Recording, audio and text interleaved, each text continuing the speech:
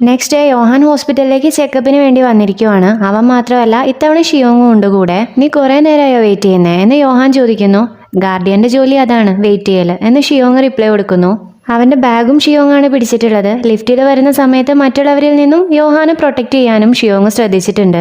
ഐഡൽസിനെയൊക്കെ body guards protect ചെയ്യുന്നത് പോലെയാണ് ഷിയോങ് യോഹാനെ protect ചെയ്യുന്നത്. എന്തായാലും ആ ഒരു ട്രീറ്റ്മെന്റ് അവന് നന്നായി ഇഷ്ടാവുന്നു. ഇപ്പൊ യോഹാൻ അവളോട് എനിക്ക് നിന്നൊരു സ്ഥലത്തേക്ക് കൊണ്ടുപോകണമെന്നുണ്ട്, നീ അധികം പ്രതീക്ഷിക്കുകയൊന്നും വേണ്ട, അവിടെയുള്ള ആളെ കണ്ട എന്തായാലും നിനക്ക് സന്തോഷാവും എന്നാണ് അവൻ പറയുന്നത്. അത് ആരായിരിക്കുമെന്ന് ഷിയോങ് ചിന്തിക്കുന്നു. ആ ആള് ജോങ്ബോ ആണെന്ന് ഷിയോങ്ങിനെ അറിയില്ലായിരുന്നു. അവനിപ്പോ ഒരു കോഫി ഷോപ്പ് തുടങ്ങിയിരിക്കുവാണ്, അവന്റെ ആഗ്രഹം പോലെ തന്നെ. അവൻ പറഞ്ഞതുപോലെ തന്നെ ഷിയോങ് ഹാപ്പി ആവുന്നു. ജോങ്ബോ ആണെങ്കിൽ അവരെ കണ്ടതിൽ ഒരുപാട് ഹാപ്പിയാണ്. അവന് സന്തോഷം സഹിക്കാൻ പറ്റുന്നില്ല.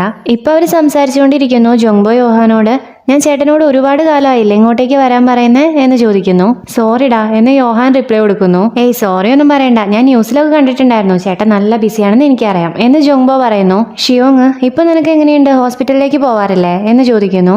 ജോങ്ബോ ഞാൻ എൻ്റെ ചേട്ടൻ്റെ കൂടെ റെഗുലറായിട്ട് പോവാറുണ്ട്. ഇപ്പൊ എനിക്ക് നല്ല മാറ്റമുണ്ട്, നിങ്ങളോട് രണ്ടുപേരോടുമാണ് എനിക്ക് താങ്ക്സ് പറയാനുള്ളത് എന്ന് പറഞ്ഞ് അവൻ താങ്ക്സ് പറയുന്നു. ഷിയോങ് അത് കേട്ടതിൽ ഒരുപാട് സന്തോഷമുണ്ട്, പിന്നെ നിന്നെ കാണാൻ ഇപ്പൊ നല്ല അടിപൊളിയായിട്ടുണ്ട് എന്ന് പറയുന്നു. ജോങ്ബോ ആണല്ലേ എന്ന് പറഞ്ഞ് നിങ്ങളെ കാണാനും അടിപൊളിയായിട്ടുണ്ട്, നിങ്ങൾ രണ്ടുപേരും നല്ല മാച്ചാണ് എന്ന് പറയുന്നു. അവര് പരസ്പരം നോക്കുന്നു. ഷിയോങ് ഷൈ ആയി കോഫി കുടിക്കുന്നത് യോഹാൻ സ്മൈൽ ചെയ്തുകൊണ്ട് നോക്കിയിരിക്കുന്നു. ജോങ്ബോയോട് ബൈ പറഞ്ഞ് അവരവിടെ നിന്ന് ഇറങ്ങുന്നു. പുറത്തേക്ക് ഇറങ്ങുന്നതും യോഹാന് തല കറങ്ങുന്നത് പോലെ ഫീൽ ചെയ്യുന്നു. സോ അവൻ അവിടെ ഇരിക്കുന്നു. ഷിയോങ്ങും കൺസേൺ ആയിക്കൊണ്ട് അവന്റെ കൂടെ ഇരിക്കുന്നു. അവൻ ഇപ്പൊ ഓക്കെ ആയി എന്ന് പറയുന്നത് കേട്ട് ഇനിയും അവന് തല കറങ്ങിയാലോ എന്ന് പറഞ്ഞ് ഷിയോങ് അവന്റെ കൈ പിടിച്ച് നടക്കുന്നു.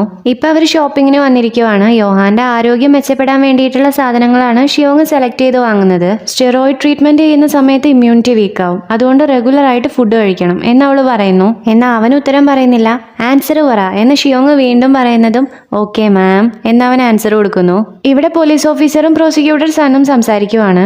പ്രോസിക്യൂട്ടർ സണ്ണ് ഒരു സ്ഥലത്തിന്റെ പേരും അഡ്രസ്സും കൊടുത്തിട്ടുണ്ടായിരുന്ന ഒരു ലേഡി ഇല്ലേ, ആ ലേഡി മിസ്സിംഗ് ആണെന്ന് റിപ്പോർട്ട് ചെയ്തിട്ടുണ്ടായിരുന്നു. പ്രോസിക്യൂട്ടർ സൺ ആ സ്ഥലത്തേക്ക് പോയ സമയത്ത്, അതായത് ഡെത്ത് ടോക്സ് എന്ന് പറയുന്ന ആ പരിപാടിയിലേക്ക് പോയ സമയത്ത് ഈ ലേഡിയോ അവിടെ ഉണ്ടായിരുന്നു. പോലീസ് പക്ഷേ ഇന്ന് രാവിലെ ഈ ഒരു മെസ്സേജ് ഇവരുടെ ഹസ്ബൻഡിന് കിട്ടി എന്ന് പറഞ്ഞ് ഒരു വീഡിയോ കാണിച്ചു കൊടുക്കുന്നു. വീഡിയോയിൽ ആ ലേഡി ഒരു ബെഡിൽ കിടക്കുവാണ്. 10 വർഷത്തോളം ആയില്ലേ എനിക്ക് അസുഖം വന്നിട്ട്, ഇത്രയും കാലം നിങ്ങൾ എന്നെ നന്നായി നോക്കുകയും ചെയ്തു, ഇനി കുറച്ച് മാസങ്ങൾ കൂടെ എനിക്ക് ബാക്കിയുള്ളൂ.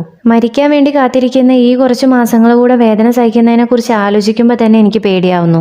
അതുകൊണ്ടാണ് ഞാൻ ഈ ഒരു തീരുമാനം എടുത്തത്. ഇതാരും എന്നെ ഫോഴ്സ് ചെയ്യിപ്പിച്ചെടുത്ത തീരുമാനമൊന്നുമല്ല, ഞാൻ സ്വന്തമായിട്ട് എടുത്ത തീരുമാനമാണ് എന്ന് ആ ലേഡി തന്റെ ഹസ്ബൻഡിനുള്ള മെസ്സേജ് എന്ന നിലയ്ക്ക് പറയുന്നു. ശേഷം ഞാൻ റെഡിയായി എന്നും പറയുന്നു. ഈ ഒരു സമയത്ത് ആ ലേഡിയുടെ അടുത്ത് ആരോ വന്നിരിക്കുന്നു. അയാൾ കെറുബിം എന്ന് പറയുന്ന ഒരു മരുന്ന് ആ ലേഡിക്ക് ഇഞ്ചെക്ട് ചെയ്യുന്നതും സെക്കൻഡുകൾക്കുള്ളിൽ തന്നെ അവർ മരിക്കുന്നതുമായിരുന്നു ആ ഒരു വീഡിയോയിൽ ഉണ്ടായിരുന്നത്. ആ വീഡിയോയുടെ അവസാനം കെറുബിം വേദനയില്ലാത്ത മരണം നിങ്ങൾക്ക് തരും എന്ന് പറഞ്ഞൊരു കോട്സ് പോലെ എഴുതിയത് കണ്ട് ഒരു ഞെട്ടലോടെയും ദേഷ്യത്തോടെയും പ്രോസിക്യൂട്ടർ സൺ നോക്കി നിൽക്കുന്നു. ഇവിടെ മിസ്റ്റർ ഹാനോട് ഡോക്ടർ യോഹാൻ എന്തായിരിക്കും വിചാരിക്കുക, അവന് നമ്മളെ കൂടെ ചേരുവായിരിക്കോ എന്ന് ചോദിക്കുന്നു.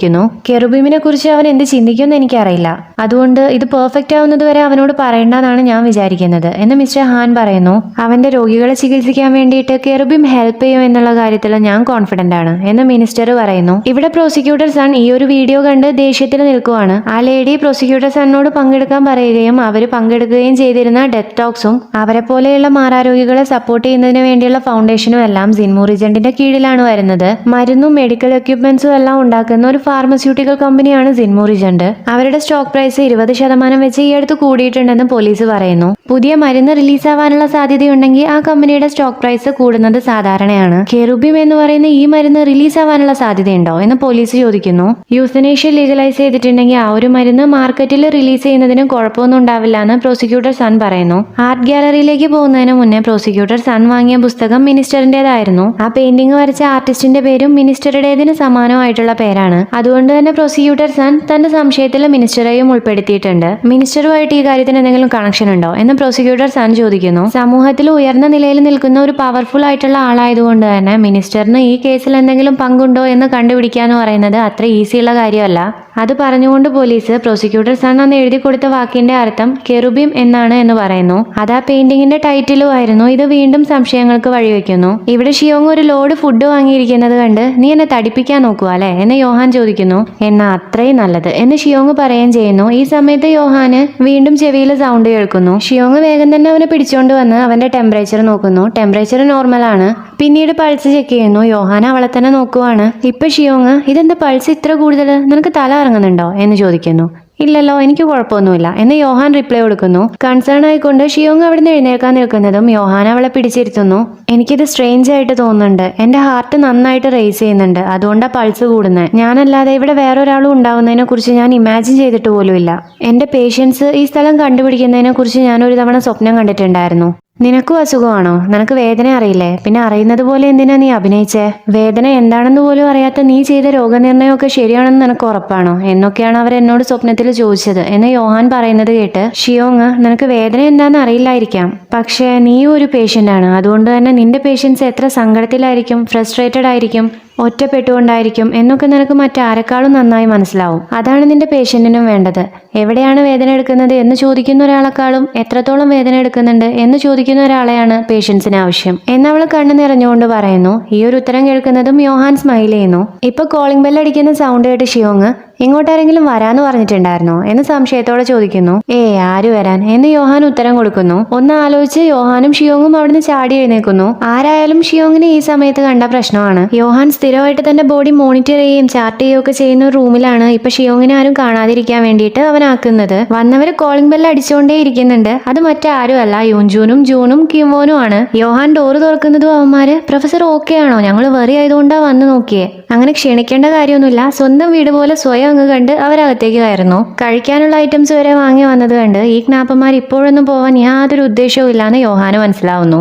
DNR സൈൻ ചെയ്ത ആക്ട്രസിന്റെ ജീവൻ രക്ഷപ്പെടുത്താൻ നോക്കിയതിന്റെ സസ്പെൻഷനിലാണ് ഇപ്പൊ യോഹാൻ വീട്ടിലിരിക്കുന്നത്. ആ യോഹാനെ കാണാൻ വേണ്ടിയിട്ടാണ് ഇപ്പൊ ഇവര് വന്നിട്ടുള്ളതും. ഹോസ്പിറ്റലിന്റെ മാനേജ്മെന്റ് ചെയ്ത ഈ ഒരു കാര്യം തീരെ ശരിയായില്ല എന്നും പറഞ്ഞ് യൂൻജൂൻ അവരെ കുറ്റം പറഞ്ഞുകൊണ്ടേ ഇരിക്കുന്നുണ്ട്. എന്നെ തടയാൻ നോക്കിയ ഈ പൊട്ടനാണല്ലോ ഇപ്പൊ ഈ ഡയലോഗ് അടിക്കുന്നതെന്ന് യോഹാനും ആലോചിക്കുന്നു.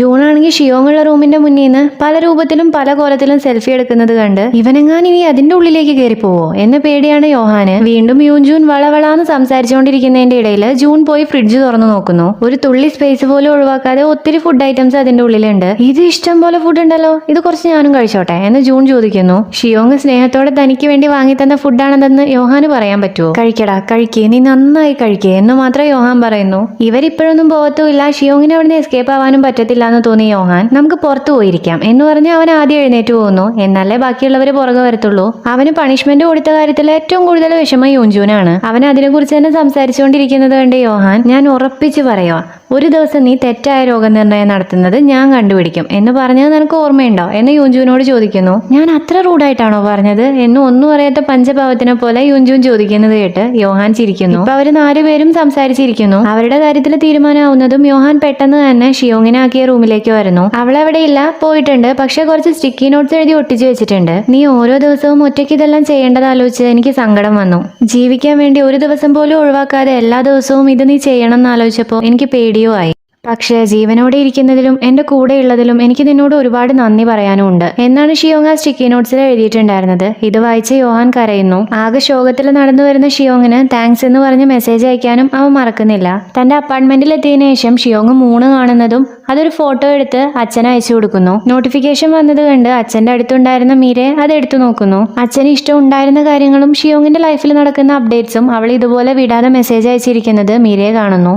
അച്ഛന്റെ കൈകൊണ്ട് ഫിംഗർ ഹാർട്ട് ഉണ്ടാക്കി ഫോട്ടോ എടുത്ത് അത് അച്ഛന്റെ ഫോണിൽ നിന്ന് തന്നെ ഷിയോങ്ങിന് അയച്ചു കൊടുക്കുന്നു. അച്ഛന് നിന്നെ ഒരുപാട് ഇഷ്ടമാണെന്ന് പറയാൻ പറഞ്ഞു എന്നും മീരെ അയച്ചിട്ടുണ്ട്. ഇത് കണ്ട് ഷിയോങ് ആ ഫോട്ടോ നോക്കി ഒരുപാട് കരയുന്നു. ഇവിടെ മീരയും എനിക്കും ഷിയോങ്ങിനും അച്ഛനും ഒരുപാട് ഇഷ്ടമാണ് എന്ന് അച്ഛനോട് പറഞ്ഞുകൊണ്ട് കരയുന്നു. മീര അവിടെ നിന്ന് വരുന്നത് യൂൻജൂന്റെ അടുത്തേക്കാണ്. അവൾ പൂച്ചക്കുട്ടീനോട് സംസാരിച്ചുകൊണ്ടിരിക്കുവാണ്. നിന്റെ കണ്ണിന് എന്താ പറ്റിയ, എന്തെങ്കിലും പ്രശ്നമുണ്ടോ എന്ന് യൂൻജൂൻ ചോദിക്കുന്നു. കരഞ്ഞതാണെന്ന് പറയാതെ പൂച്ച അലർജി ആയതുകൊണ്ടാണ് എന്ന് അവൾ ഉത്തരം കൊടുക്കുന്നു. യൂൻജൂൻ അതിനെ വാങ്ങി ക്യാറ്റ് ബാഗിലേക്ക് വെക്കുന്നു. നീ നിന്റെ അച്ഛനെ കാണാൻ പോയിരുന്നോ? എന്റെ അച്ഛനെ കാണാൻ എനിക്ക് പറ്റിയിട്ടുണ്ടായിരുന്നില്ല. അച്ഛനെ കണ്ടാൽ ഞാൻ ഡിപ്രസ്ഡ് ആവും, അത് കഴിഞ്ഞാൽ സങ്കടവും ആവും. അതുകൊണ്ട് അച്ഛനെ കാണാൻ ഞാൻ പോവാറില്ലായിരുന്നു. അച്ഛനെ കാണാൻ എനിക്ക് പറ്റാറില്ലായിരുന്നു. പക്ഷേ നീ അങ്ങനെയല്ലല്ലോ, നീ ഡെയിലി പോവാറുണ്ട് കാണാറുണ്ടല്ലോ എന്ന് യൂൻജൂൻ പറയുന്നു.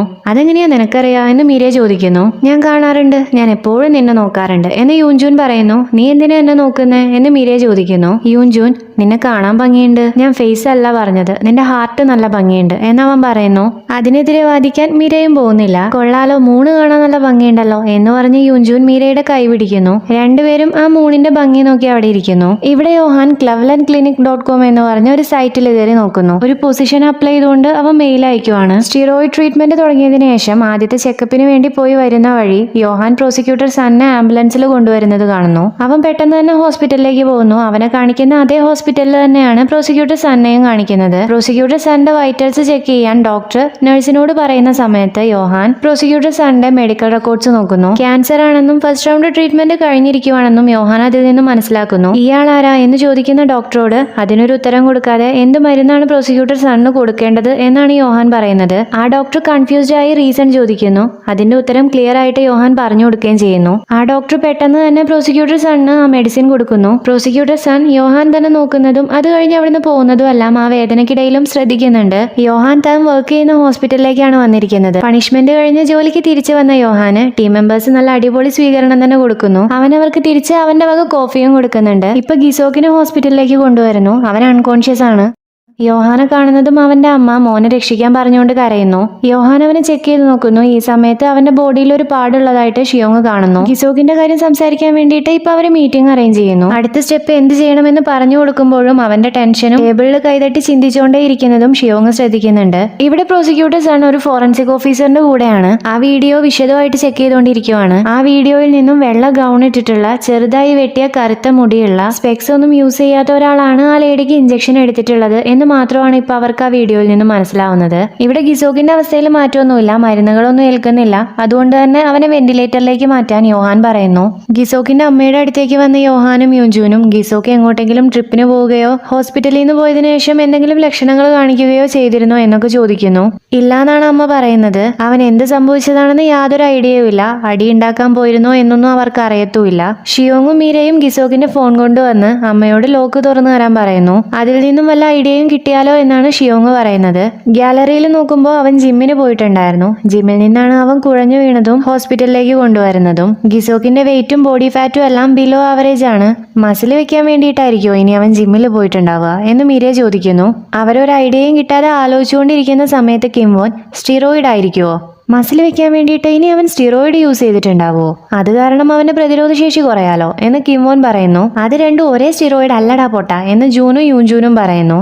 ഓ സോറി എനിക്ക് മാറിപ്പോയതാ എന്ന് കിംവോൻ പറയുന്നു. ഗിസോക്കിനും മാറിപ്പോയതാണെങ്കിലോ എന്ന് യോഹാൻ ചോദിക്കുന്നു. അബദ്ധവശാൽ ഗിസോക്ക് യൂസ് ചെയ്ത സ്റ്റിറോയിഡ് മസിൽ വരാൻ വേണ്ടി യൂസ് ചെയ്യുന്ന സ്റ്റിറോയിഡ് ആയിരുന്നില്ലെങ്കിലോ എന്നാണ് യോഹാൻ ചോദിക്കുന്നത്. ഗിസോക്കിന്റെ ജിമ്മിലെ ലോക്കർ ചെക്ക് ചെയ്യാനായിട്ട് അമ്മയുടെ അടുത്തുനിന്ന് പെർമിഷൻ വാങ്ങാൻ ടീം മെമ്പേഴ്സ് തീരുമാനിക്കുന്നു. അവര് പെട്ടെന്ന് തന്നെ പെർമിഷൻ വാങ്ങി ഗിസോക്കിന്റെ ബാഗ് ചെക്ക് ചെയ്യുന്നു. സ്റ്റിറോയിഡ് കിട്ടുകയും ചെയ്യുന്നു. ഈ സ്റ്റിറോയിഡ് കാരണം ഗിസോക്കിന്റെ പ്രതിരോധ ശേഷി കുറഞ്ഞതാണെന്നുണ്ടെങ്കിൽ അവന് ഫംഗൽ ഇൻഫെക്ഷൻ ഉണ്ടാവാനുള്ള സാധ്യതയുണ്ട്. സോ അതിന്റെ ടെസ്റ്റ് എടുക്കാനും യോഹാൻ ടീം മെമ്പേഴ്സിനോട് പറയുന്നു.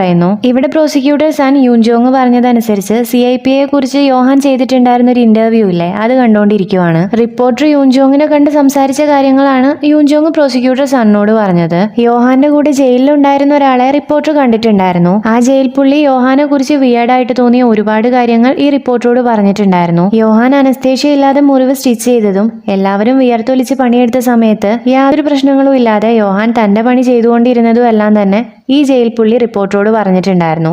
റിപ്പോർട്ടർ ഇതെല്ലാം യൂൻജോങ്ങിനോട് പറയുന്നു. യൂൻജോങ് ഈ കാര്യം പ്രോസിക്യൂട്ടർ സണ്ണോടും പറയുന്നു. യോഹാന്റെ ഇന്റർവ്യൂ കണ്ടതിന് ശേഷം CIPA എന്താണെന്നുള്ളതും അവർക്ക് വേദനയോ ടെമ്പറേച്ചറോ അറിയില്ല എന്നുള്ളതും റിപ്പോർട്ടർ പറഞ്ഞതനുസരിച്ച് ജയിലിൽ വെച്ച് യോഹാന്റെ സ്വഭാവം വിയേർഡ് ആയിരുന്നു എന്നുള്ളതും പ്രോസിക്യൂട്ടർ സണ്ണും യൂൻജോങ്ങും മനസ്സിലാക്കുന്നു. യൂൻജോങ് യോഹാൻ ഒരു പേഷ്യന്റ് ആണ്, ഈ ചെക്കനുള്ള അതേ രോഗമാണ് അവനും ഉള്ളത്. അവൻ ചുമ്മാ ഇത്രയും കാലം ഷോ കാണിച്ച് നടക്കുമായിരുന്നു. CIPA ഉള്ള വേദന അറിയാത്ത ഒരാൾ എങ്ങനെയാ പേഷ്യൻസിനെ ട്രീറ്റ് ചെയ്യുന്നത്, അതും വേദനയുള്ള പേഷ്യൻസിനെ എങ്ങനെയാ അവൻ ട്രീറ്റ് ചെയ്യുന്നത്, ഞാൻ തന്നെ അവനെ റിപ്പോർട്ട് ചെയ്യും എന്ന് വൈരാഗ്യത്തോടെ പറയുവാണ്. എന്നാൽ ഇതേ സമയം യോഹാൻ ഗിസോക്കിന് റെസ്പിറേറ്ററി അറസ്റ്റ് ആയത് കാരണം അവന്റെ അടുത്തേക്ക് ഓടുവാണ്. അവൻ എത്തുന്നതിന്റെ മുന്നേ തന്നെ ഷിയോങ്ങും യൂൻജൂനും ഗിസോക്കിന്റെ നില സ്റ്റേബിൾ ആക്കിയിട്ടുണ്ട്. ഗിസോക്കിന് കണ്ണു തുറക്കാനോ അനങ്ങാനോ സംസാരിക്കാനോ ഒന്നും പറ്റുന്നില്ല, എന്നാൽ അവനെല്ലാം തന്നെ കേൾക്കാൻ പറ്റുന്നുണ്ട്. ഗിസോക്ക്, ഡോക്ടർ എനിക്ക് അനങ്ങാൻ പറ്റുന്നില്ല, നിങ്ങൾ പറയുന്നത് ഞാൻ കേൾക്കുന്നുണ്ട്, പക്ഷെ എനിക്ക് സംസാരിക്കാൻ പറ്റുന്നില്ല എന്ന് ചിന്തിക്കുന്നു. അവന്റെ കണ്ണിൽ നിന്നും കണ്ണീര് വരുന്നത് യോഹാൻ തകർന്നുകൊണ്ടാണ് കാണുന്നത്. എനിക്ക് ജീവിക്കണം, എന്നെ രക്ഷിക്കുമെന്ന് അവന് പറയണമെന്നുണ്ട്, എന്നാൽ അവന് പറയാൻ സാധിക്കുന്നില്ല.